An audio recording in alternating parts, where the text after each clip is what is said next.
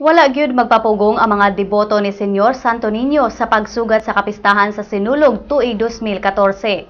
Bisan pa man sa grabing pang-uwan, gibana-banang kapin 30,000 ka mga Sugbuanon lakip na mga dayo ang misalmot sa unang novena mass nga gisugdan og Walk with Jesus kaganinang kalas 4 sa kaadlawon.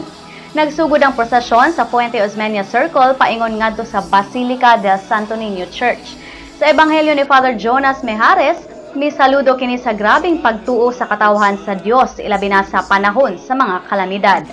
Sigo ni Father Mejares nga kung ang tuig 2013 kay tuig sa pagsulay, tuig sa paglaom sab ang 2014. Giawhag niya ang tanan nga maghiusa sa maong pagtuo.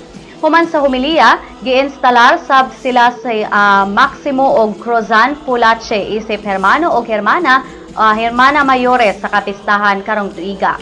Mga higala, mamahimo ninyo makita live ang 9-day novena mass o 9-day novena mass sugod unyang alas 5:30 sa hapon live sa Sun.Star.com.ph.